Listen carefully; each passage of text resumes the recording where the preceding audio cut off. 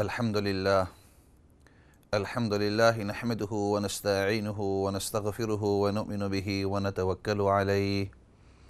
ونعوذ بالله من شرور أنفسنا ومن سيئات أعمالنا من يهده الله فلا مضل له ومن يضلله فلا هادي له ونشهد أن لا إله إلا الله وحده لا شريك له ونشهد أن محمدًا عبده ورسوله أما بعد فأعوذ بالله من الشيطان الرجيم بسم الله الرحمن الرحيم الله لا إله إلا هو الحي القيوم لا تأخذه سنة ولا نوم له ما في السماوات وما في الأرض من ذا الذي يشفع عنده إلا بإذنه يعلم ما بين أيديهم وما خلفهم ولا يحيطون بشيء من علمه إلا بما شاء وسع كرسيه السماوات والأرض ولا يؤوده حفظهما وهو العلي العظيم صدق الله العظيم۔ محترم و مکرم سامعین ناظرین، السلام علیکم ورحمۃ اللہ وبرکاتہ۔ پچھلے سیشن سے، پچھلی نشست، پچھلے درس سے بات چلی آ رہی تھی کہ مسلمان کے 7 عقائد ہیں، 7 اس کے عقیدے ہیں، اور وہ 7 عقیدے یہ ہیں کہ آمنت باللہ، کہ میں اللہ پر ایمان لاتا ہوں، وملائکتہ، اور اللہ کے تمام فرشتوں کے اوپر، وکتبہ، اللہ کے تمام کتابوں کے اوپر، ورسلہ، اور اللہ کے جتنے بھی پیغمبر ہیں ان تمام کے اوپر میں ایمان لاتا ہوں، والیوم الآخر، 5ویں نمبر کے اوپر آخرت کا دن، والقدر خیرہ وشرہ من اللہ تعالی، تقدیر کے اوپر کہ چاہے وہ اچھی چیز ہمیں آوے یا بری چیز اس دنیا کے اندر آوے، یہ سب اللہ کی طرف سے ہے، والبعث بعد الموت، اور موت کے بعد دوبارہ زندہ کیے جائیں گے اور اس کے بعد لمبی ہمیشہ کی زندگی ہوگی۔ یہ 7 عقائد ہیں، اور یہ عرض کیا تھا کہ ہر ایک کے نیچے پھر تفصیلات ہیں، اور میں نے عرض کیا تھا کہ پہلا جو عقیدہ ہے آمنت باللہ، میں ایمان لاتا ہوں اللہ پر، تو یہ عرض کیا تھا کہ اس کے اوپر کافی تفصیل ہے، اور پہلی بات سورۃ اخلاص کی طرف اشارہ کیا تھا اور اس کی کافی تفصیل عرض کی تھی، اور اس کے بعد میں نے عرض کیا تھا کہ اللہ کی توحید، اللہ کے اسماء جو ہیں، اللہ رب العزت نے ہمیں سمجھانے کے لیے اور نبی پاک صلی اللہ علیہ وسلم نے ہمیں بتلانے کے لیے اللہ کے جو اسماء ہیں، جو صفات ہیں، 99 نام ہیں، ان کو ذکر کر کے ہمیں بتلایا، اس کے فضائل بتلائے، اور اس کے بعد پھر میں نے عرض کیا تھا کہ قرآن کریم کی جو سب سے بہترین آیت ہے، سب سے بہترین آیت پورے قرآن کریم کے اندر، تو اس کے اندر بھی اللہ رب العزت نے اپنی توحید ہی بیان کی، اپنی صفات ہی بیان کی، اور قرآن کریم کی سب سے بہترین آیت آیت الکرسی، حدیث میں آتا ہے، مسلم شریف کی روایت ہے کہ نبی کریم صلی اللہ علیہ وسلم کے پاس ابی بن کعب رضی اللہ تعالیٰ عنہ ایک صحابی ہیں، وہ وہاں موجود تھے۔ آپ صلی اللہ علیہ وسلم نے ان کی کنیت سے ان سے پکارا، یا ابا منذر، اے ابو منذر۔ نبی پاک صلی اللہ علیہ وسلم پیار سے، محبت سے ان کو ابو منذر فرمایا کرتے تھے، تو فرمایا، ابو منذر، کیا تمہیں پتہ ہے کہ قرآن کریم کی سب سے بہترین اور سب سے بڑی آیت کون سی ہے، اجر کے لحاظ سے، مطلب کے لحاظ سے؟ تو ابی بن کعب رضی اللہ تعالیٰ عنہ فرماتے ہیں کہ نبی پاک صلی اللہ علیہ وسلم کے اس سوال کے اوپر میں نے جواب دیا، میں نے کہا یا رسول اللہ صلی اللہ علیہ وسلم، حدیث کا مفہوم عرض کر رہا ہوں، میں نے عرض کیا یا رسول اللہ صلی اللہ علیہ وسلم، قرآن کریم کی سب سے بہترین آیت اور سب سے بڑی آیت اجر کے لحاظ سے، معنی کے لحاظ سے، مطلب کے لحاظ سے میں نے عرض کیا یا رسول اللہ وہ آیت الکرسی ہے۔ تو ابی بن کعب رضی اللہ تعالیٰ عنہ فرماتے ہیں کہ نبی پاک صلی اللہ علیہ وسلم نے بڑی ہی خوشی کا اظہار فرمایا، بڑی ہی خوش ہوئے اور فرمایا کہ اے ابو منذر تمہارا علم تمہیں برکت ہو، اور فرماتے ہیں کہ صرف اتنا ہی نہیں فرمایا بلکہ پیار کے ساتھ میرے کاندھوں کے اوپر اس طرح تھپکی ماری، جیسے بڑا جو ہوتا ہے چھوٹے کے کاندھے کے اوپر تھپکی مارتا ہے جب خوشی کا اظہار کرنا ہو کہ انہوں نے کوئی اچھا کام کیا ہو یا کسی چیز کے اندر کامیاب ہو گئے ہیں یا اچھے نتائج لے آئے ہیں یا اچھا نتیجہ یا جو بات ہم چاہتے تھے وہ بات کی ہے۔ تو نبی پاک صلی اللہ علیہ وسلم نے صحابی ابی بن کعب رضی اللہ عنہ کی کاندھوں کے اوپر آپ صلی اللہ علیہ وسلم نے اپنے دست مبارک سے، اپنے ہاتھ مبارک سے اس طرح تھپکی دی اور فرمایا کہ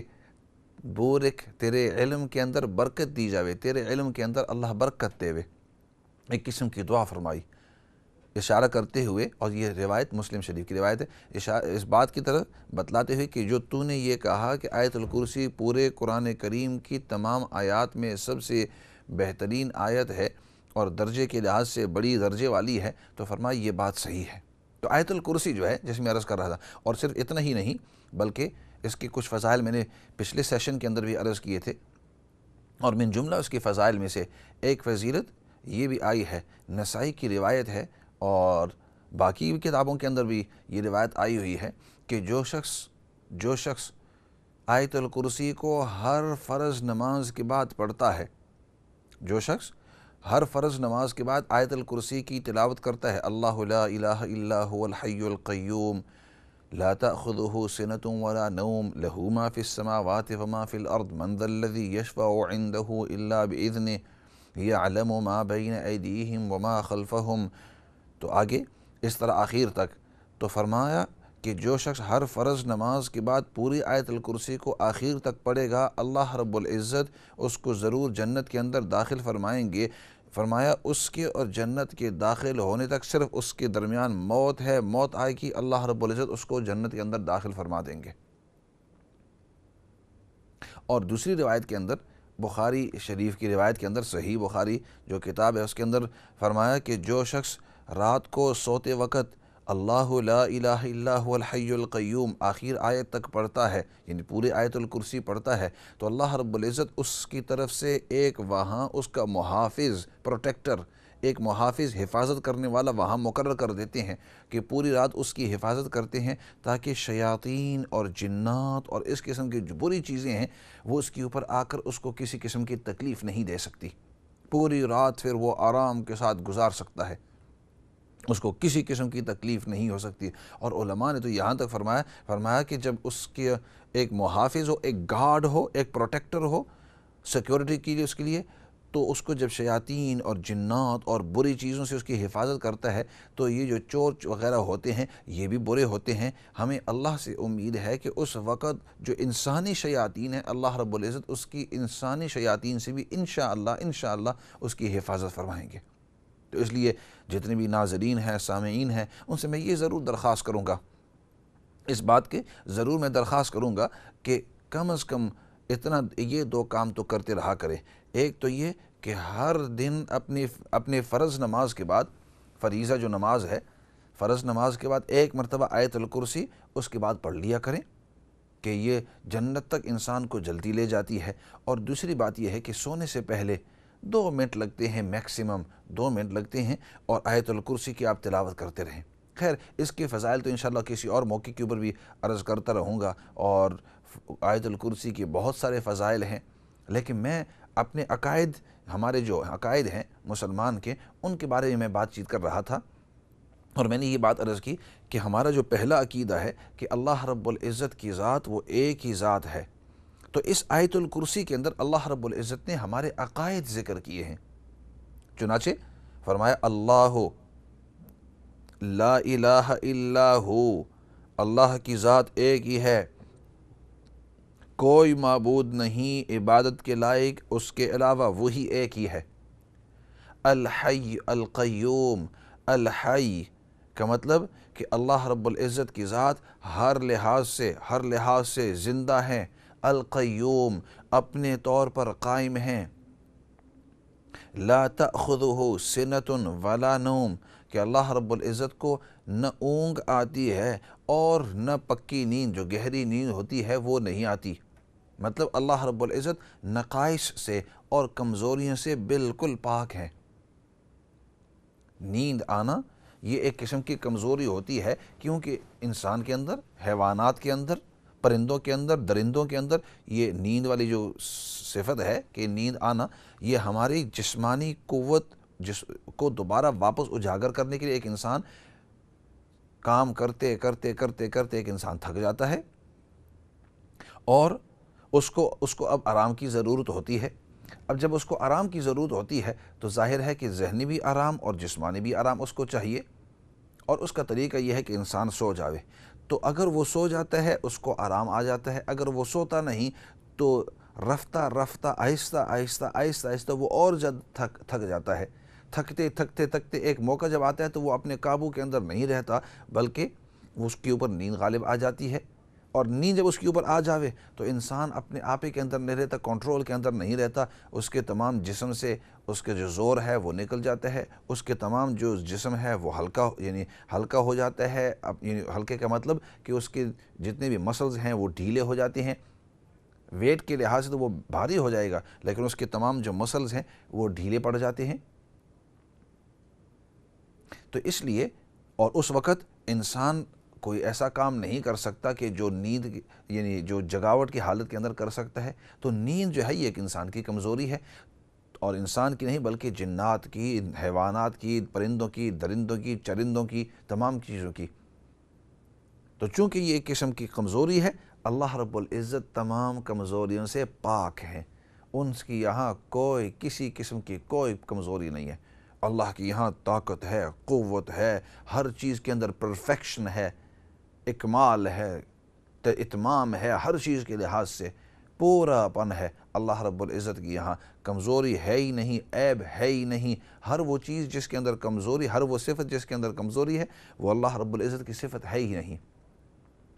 اللہ رب العزت کی یہاں اکمال ہے۔ تو انہی آیات کے اندر یہ اللہ رب العزت بتلانا چاہتے ہیں۔ آگے فرمایا لہو ما فی السماوات وما فی الارض، آسمانوں کے اندر جو کچھ بھی ہے اوپر کی طرف وہ سب کا سب اللہ رب العزت کا ہے۔ اپنے عقائد عرض کر رہا ہوں کہ ہمارے عقائد کیا ہیں اللہ رب العزت کے بارے میں، ہمیں کیا عقیدہ رکھنا چاہیے۔ جب کوئی کہتا ہے نا کہ آپ کا عقیدہ اللہ کے بارے میں، تو لوگ کہتے ہیں میرا عقیدہ کہ اللہ رب العزت کی ذات ایک ہی ہے۔ یہ عقیدہ ضرور ہے، لیکن اس کے ساتھ اور بہت سارے بھی عقیدے ہیں۔ We have these beliefs and there's many more beliefs that we must believe about Allah subhanahu wa ta'ala. And amongst those beliefs, those important ones, other than the oneness of Allah, which is the most important of course, then also in this Ayat al-Kursi, Allah subhanahu wa ta'ala explains those beliefs that He wants us to keep and He wants us to believe in Him. And that's what I'm explaining. Or further, you can actually go to the translation of the ayah and the meaning of Ayat al-Kursi, and that will explain to us what our beliefs are. تو اس میں سے اگلا عقیدہ لہو ما فی السماوات وما فی الارض، آسمانوں کے اندر جو کچھ بھی ہے، جو کچھ بھی، اس کو ما عامیہ کہتے ہیں، کہ آسمانوں کے اندر جو کچھ بھی ہے، جو کچھ بھی ہے وہ سب کچھ اللہ رب العزت کا ہے۔ عام طور پر اردو کے اندر جب کہا جاتا ہے کہ آسمان، تو پہلے زمانے کے اندر بھی اور آج کل بھی لوگ سمجھتے ہیں کہ اگر جب اوپر دیکھتے ہیں یہ جو کچھ نیلا نیلا بلو نظر آتا ہے تو یہ آسمان ہے، یہ ایک قسم کا چھت، انسان اس طرح سمجھتا ہے کہ ایک قسم کا چھت ہے اور وہاں وہ بلو چھت ہے، وہاں تک انسان کی رسائی ہے، اور پھر وہ آسمان ہے وہ چھت جیسے۔ حالانکہ اس طرح کی بات نہیں ہے۔ اگر ہماری یہ جو چھوٹی سی گول سی دنیا، پلانٹ ارتھ، ہماری جو گول سی دنیا جو ہے، اس سے اگر ہم تھوڑا سا اونچے جائیں، آج کل راکٹوں کے اندر لوگ جاتے ہیں، اس زمانے کے اندر چاند کے اوپر بھی لوگ جاتے ہیں، مارس کی طرف بھی جا رہے ہیں، پتہ نہیں کون سی جگہوں کے اندر جا رہے ہیں، اسپیس کے اندر جا رہے ہیں، راکٹس کے اندر۔ تو جب وہ دنیا سے نکلتے ہیں تو اوپر جاتے جاتے ایسی کوئی چیز نہیں ہے کہ جس کو ہم کہیں کہ یہ ایک قسم کا چھت ہے، بلکہ یہ جو نیلا ہمیں نظر آتا ہے یہ ایٹماسفیرک کنڈیشنز کی وجہ سے، کہ فضا کے اندر کچھ ایسے کیمیکلز ہیں، کچھ ایسے کنڈیشنز ہیں جس کی وجہ سے وہ ہمیں بلو نظر آتا ہے، ورنہ وہاں کوئی ایسا چھت نہیں ہے کہ وہاں جب ہم جائیں گے تو وہ چھت کے اوپر لگ کر اب بھائی یہ بلو نیلا چھت آ گیا ہے۔ تو اسی وجہ سے سما عربی کے اندر دیکھو نا، قرآن کریم کے اندر اللہ رب العزت نے بہترین الفاظ استعمال فرمائے کہ اس وقت کے لوگ بھی سمجھ گئے اور بعد میں آنے والے کوئی اس کو چیلنج نہیں کر سکتے۔ سما کہتے ہیں ہر وہ چیز جو بلند ہو، علو ہو، آسمان اوپر کی طرف ہو تو اس کو سما کہتے ہیں۔ سما اور سماوات بہت سارے آسمانوں، یعنی بہت بڑے آسمان کو، بہت بڑی چیز۔ بعض اوقات عربی کے اندر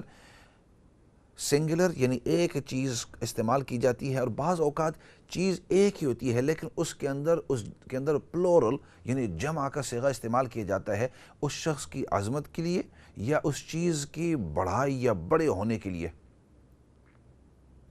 تو اسی طرح آسمانوں کے اندر سماوات بھی علماء نے بہت ساری وجوہات لکھی ہیں، لیکن من جملہ وجوہات میں سے ایک وجہ یہ بھی لکھی ہے کہ آسمان ہر اس چیز کو کہتے ہیں، یعنی سما ہر اس چیز کو کہتے ہیں جو اوپر کی طرف ہو۔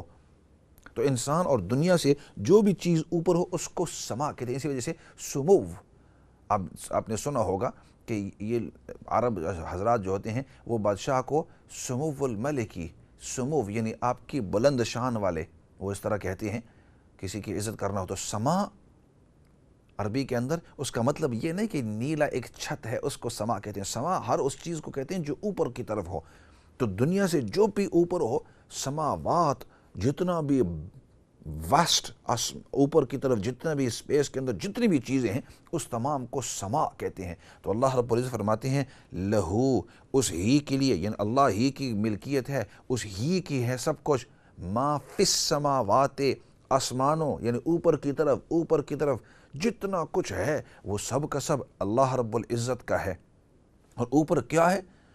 انسان کو تھوڑی سی رسائی ہے، انسان کی ایکسپیرینس تجربہ تھوڑا سا ہے کہ دنیا سے تھوڑا سا اوپر جاتے ہیں اور اتنا ہے، بالمقابل جو ابھی تک ایکسپیرینس نہیں کیا ہے، جس کے بارے میں ابھی تک علم ہے ہی نہیں، یونیورس کے بارے میں، کائنات کے بارے میں انسان کو ابھی تک کچھ علم ہوا ہی نہیں ہے۔ ابھی تھوڑا سا علم ہوا ہے کہ چند light years, 1000 light years, million light years اتنی دور ہمیں جو ستارے تھوڑے تھوڑے ٹمٹماتے نظر آتے ہیں کہ وہ ہم سے ملین لائٹ ایئرز ہیں یا 3 ملین لائٹ ایئرز ہیں، اتنا ہی انسان کی رسائی ادھر تک گئی ہوئی ہے۔ لیکن اس کے آگے کیا ہے؟ ابھی تک جو سب سے بڑا ٹیلیسکوپ دنیا کے اندر اس کو ہبل ٹیلیسکوپ کہا جاتا ہے۔ ٹیلیسکوپ وہ دوربین، پہلے زمانے کے اندر چھوٹی سی دوربینی ہوا کرتی تھی، آج کل سائنس نے،